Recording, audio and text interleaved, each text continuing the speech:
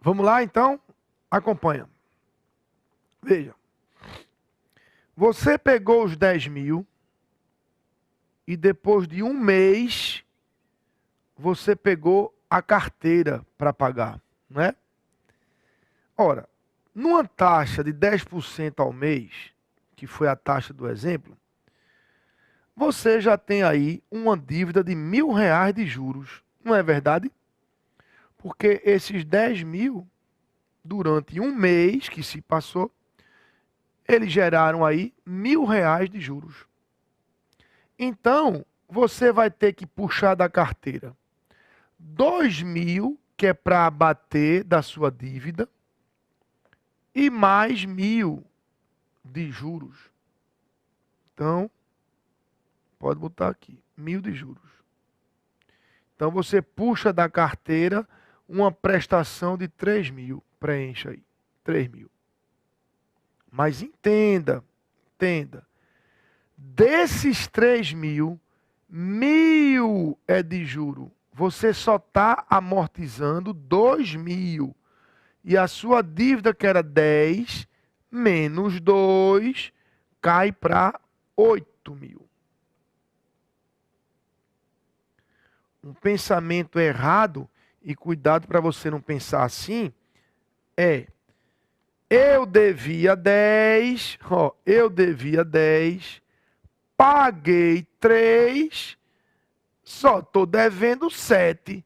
Ei, Jair, que roubo é esse? Era para estar 7 aqui, tu botou 8? Eu devia 10, paguei 3, era para estar devendo 7. Seu raciocínio está errado. O correto é assim, ó. Eu devia 10, amortizei 2, só devo 8. Aí você vai dizer, e o 1.000? Eu não paguei? Pagou, mas 1.000 é juro. E juro, meu velho, é dinheiro perdido. Juro é dinheiro perdido. Você tem que botar o dinheiro para trabalhar para você. Você é que deve ter o dinheiro aplicado para ganhar juros. E não você pagar juros. Claro que falando assim parece muito simples, né? Essa é a tese. Essa é a tese. Se você puder, né, se organizar financeiramente para ter uma reserva, você vai começar a ganhar juros e não pagar juros. Eu acho que uma coisa que eu sempre defendo, que devia ter, algumas escolas têm, mas isso devia ser obrigatório no currículo, educação financeira. Só um dado, um parênteses para você analisar, né? Vai que você aí está para ter o seu primeiro filho, né? Se um pai, quando tivesse um filho, nasceu, pronto, vamos no cartório registrar. Aí registrou o filho. Saiu do cartório, vá no banco. Abre uma conta de investimento, previdência privada, sei lá. A partir dali, todo mês, deposite R$ 100 na conta de investimento do seu filho. Gente, R$ 100, eu estou pedindo muito. R$ 100, aqui para nós. R$ 100 a gente gasta numa farra de fim de semana tomando cerveja com batata frita, né? R$ 100, não é 100 mil não, viu? R$ 100. 2 notas de 50, todo mês. Quando entrar o seu salário, pegue R$ 100, bote na conta do seu filho. 100. Quando seu filho tiver 40 anos, ele tem R$ 1 milhão na conta. Com 40 anos. R$ 1 milhão. Claro, aproximadamente, né? Depois faça essa conta. Entendeu? Então, você pagou R$ 1.000 de juros. Sabe o que você fez? Isso. Rasgou R$ 1.000. Porque juro é dinheiro perdido. Ok? Volta para a planilha. Aí você vai agora passar mais um mês. E você passou um mês devendo 8.000. Ora, quem passa um mês devendo 8.000 a 10%, vai gerar uma dívida de R$ 800 de juros. É ou não é? Aí, quando chegar no segundo mês, você pega a carteira para pagar a sua prestação. E a sua prestação é 2.000, que é o seu compromisso mensal, e 800 do juro que foi gerado nesse mês. Então, você vai ter que desembolsar aí 2.800. É a sua prestação. Tá vendo? Aí, qual é o raciocínio? Eu devia 8.000, amortizei 2.000. Só estou devendo 6. E os 800? Dinheiro perdido. Rasgou dinheiro. Porque você pagou juro. Claro, gente. Olha para mim aqui, ó. Quando eu falo assim, eu não estou, digamos, demonizando o juro, não, tá? Às vezes é preciso, né? Às vezes você, de repente, quer investir num equipamento que vai lhe trazer um retorno financeiro e você não tem o capital naquele momento. Você financia, paga o juro, mas vai ter um retorno. Então, aquilo ali é um juro sadio, né? Eu falo do endividamento exacerbado, exagerado de juro, pagar juro. Daqui a pouco você quebra de tanto juro que está pagando. Tá certo? Então, vamos lá. Sua dívida está em quanto? 6.000, né? Sua dívida está em 6.000. Passou um mês devendo 6.000. Ora, quem passa um mês devendo 6.000 a 10%, até onde eu sei, aumentou a dívida para R$ 600, não é? Gerou aí R$ 600 de juros naquele mês. Com mais os 2.000 que você se comprometeu em devolver todo mês, sua prestação vai ser 2.600. E você que devia 6, amortizou 2, só deve 4. Já entendeu, né? No outro mês, 400 de juros, prestação 2.400. Devia 4, amortizou 2, só deve 2. No outro mês, 10% de 2.000, 200 de juros. 2.200 de prestação. Devia 2.000, amortizou 2.000, não deve nada, parabéns, liquidou o empréstimo. Tá? Então, eu queria chamar sua atenção para alguns detalhes aqui. No sistema de amortização constante, observe, a amortização, obviamente que ela é constante. Afinal, esse é o sistema. Agora veja, juros, prestações e saldo devedor. O que?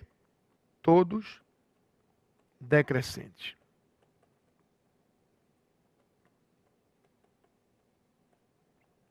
Entenda, sempre que existir amortização, o saldo devedor vai ser decrescente. Não é verdade? Porque você está amortizando, o saldo devedor está diminuindo. Decrescente. Como os juros são calculados sobre o saldo devedor, no que o saldo devedor é decrescente, o juro também é decrescente. E como a prestação é a soma dessas duas componentes, a amortização mais juros, se uma fica constante, mas a outra decresce, a prestação decresce também. E tudo faz sentido. Entenderam? Então, esse é o sistema de amortização constante. Se a gente fosse fazer um desenhozinho como esse, ó, teria que ser assim, ó, vê. A gente teria aqui o valor do empréstimo, tá? E com amortizações constantes, né? Então, ó, o primeiro pagamento estaria aqui, o segundo pagamento estaria aqui.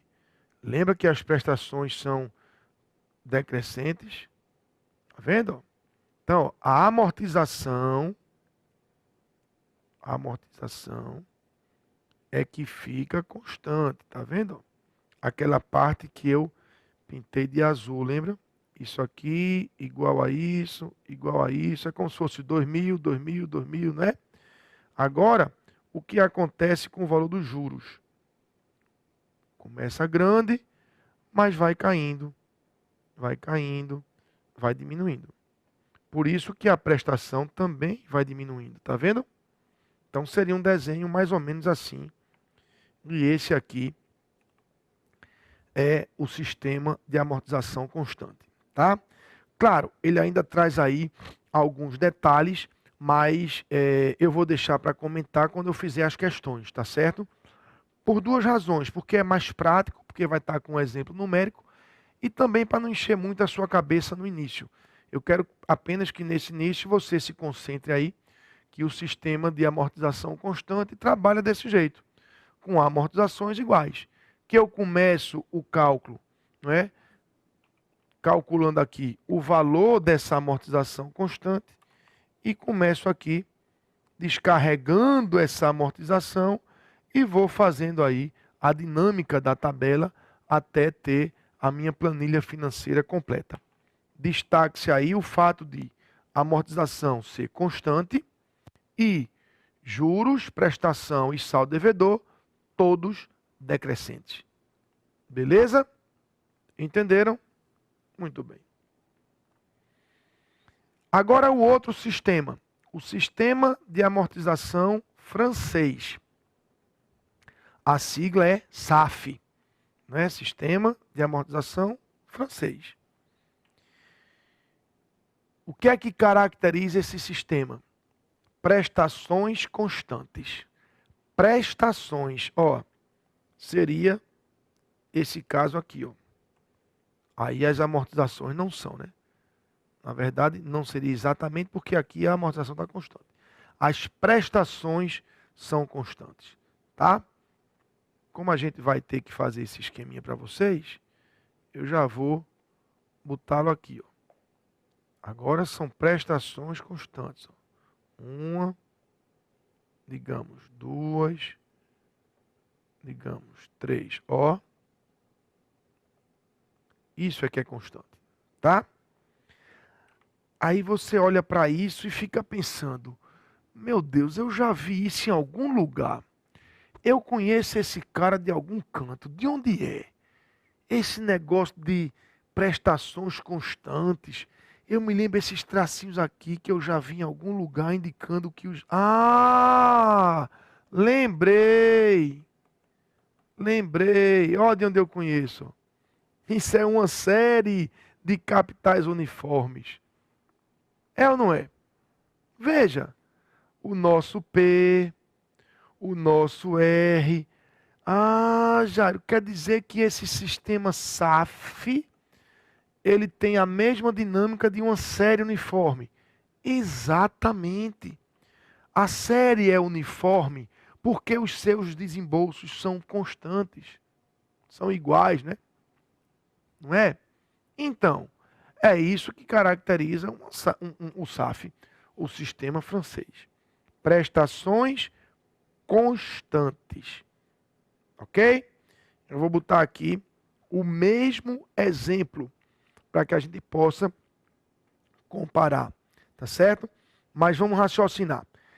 Quando a amortização era constante, eu comecei o cálculo calculando a amortização. Não foi? Eu entrei na tabela pela amortização, por aquilo que era constante. Agora é a prestação que é constante. Eu vou começar calculando a prestação. E eu vou entrar na tabela lançando aquilo que é constante, a prestação. Mas como é que eu calculo a prestação? Ora, você não já viu o que é série? Como é que você calcula a prestação? Oxi, já isso aqui eu já tô craque. Facílimo. É só eu pegar o fator de valor presente, o valor da dívida, que eu tenho a prestação. Isso. Muito bem. Olha aí. Liga para a tabela de fator de valor presente. Tabela, bom dia, boa noite, boa tarde, sei lá. Eu tenho 5 prestações. A tabela vai dizer na hora. Diga qual é a taxa. 10% ao mês. Anote, fator de valor presente, 3,7908. Pronto. Com esse fator, a gente acha a prestação. Bote 10 mil no valor do empréstimo, bote esse 37908 no fator de valor atual, que é o nosso ANI, e aí calcule a prestação R.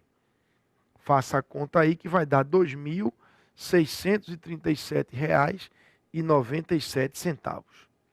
Ok? E você vai começar a prestação por aí. Você vai começar, desculpa, a prestação não, a tabela, por esse valor. Veja, imagine agora que só isso está preenchido, tá? Só isso. Tudo isso aqui está em branco. Então vamos lá, comece logo lançando a sua prestação. Descarregue.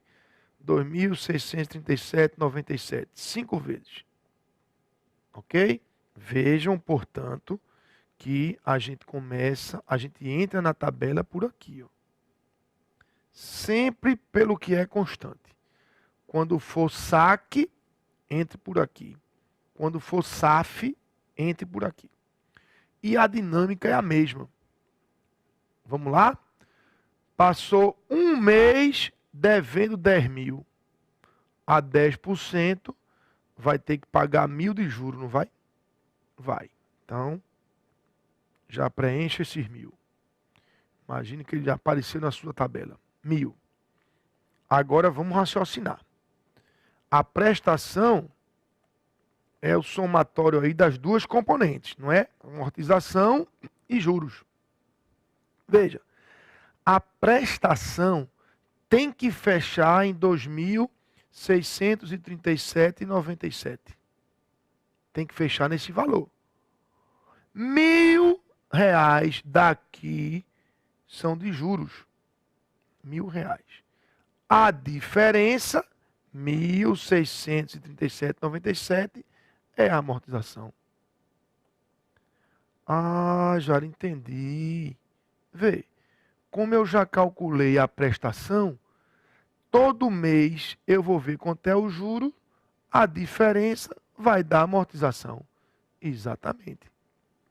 Agora, quando for atualizar o saldo devedor, cuidado para não errar, não é? O raciocínio é esse, ó. Devia 10 mil e amortizou 1.637,97. Então, só deve agora 8.362,03. É 10 mil menos a amortização. Vai dar isso aqui. Tá? Então, preencha aí esse valor.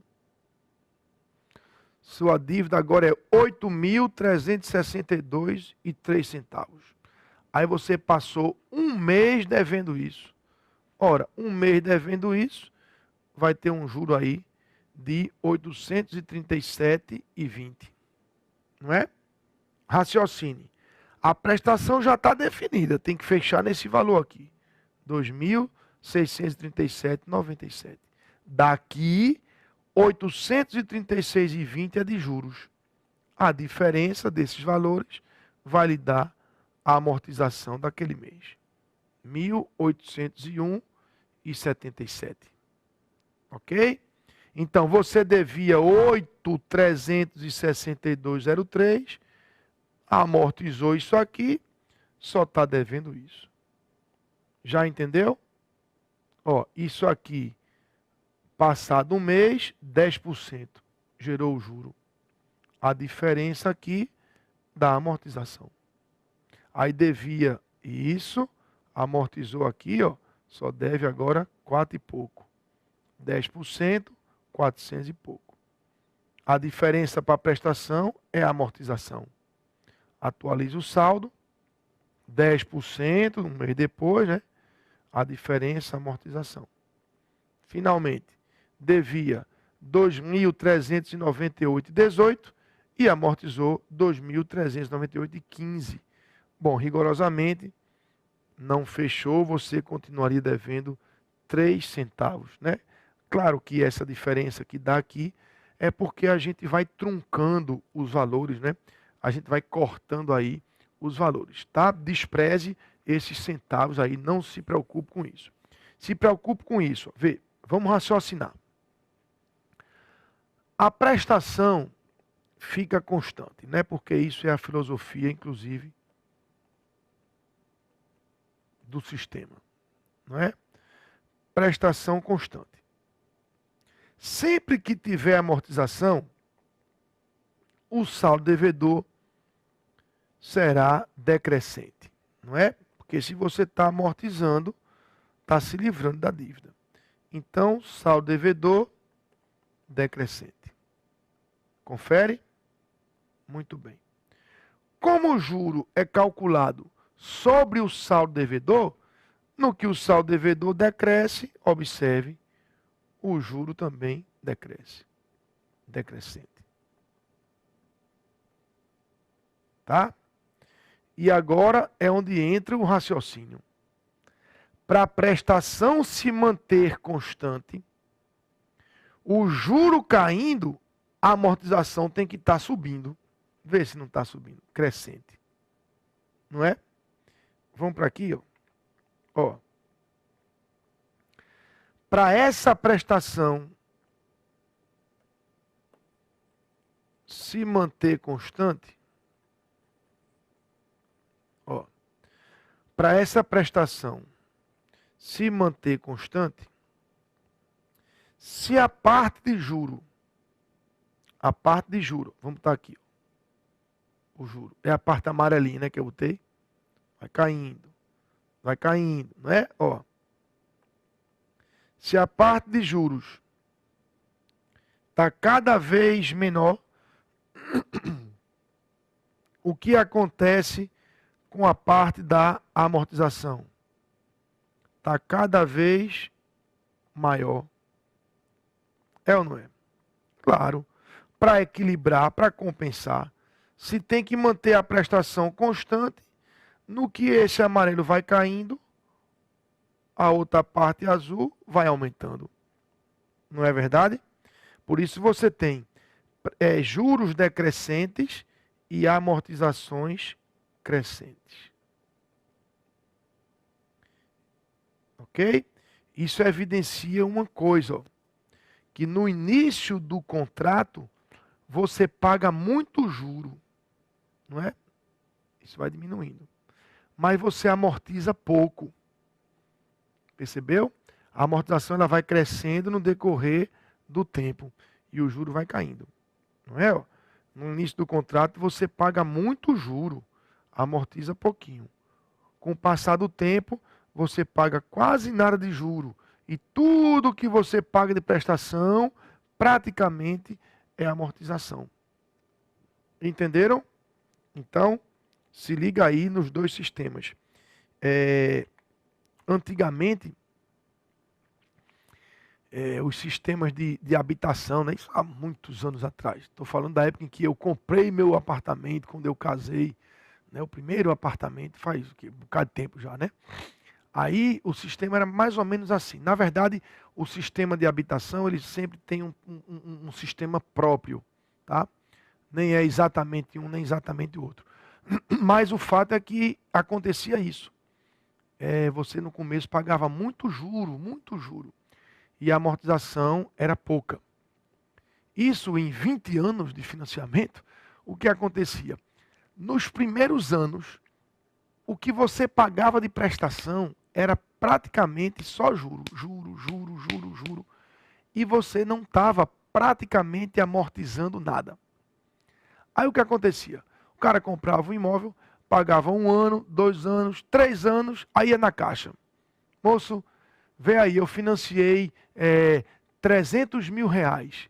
Vê quanto é a minha dívida. Aí o cara olhava, praticamente 300 mil reais. Aí o cara dizia, poxa, que danado é isso? Eu paguei 3 anos já e estou devendo a mesma coisa. É porque você estava pagando praticamente só juros. A amortização estava bem pequenininha. Mas tem uma hora que isso vira, não tem? Tem hora que o juro vai diminuindo e a amortização vai crescendo. Aí lá pelo fim do contrato, praticamente tudo que você pagava era amortização. Mas a galera não entendia isso, não tinha paciência de esperar chegar lá.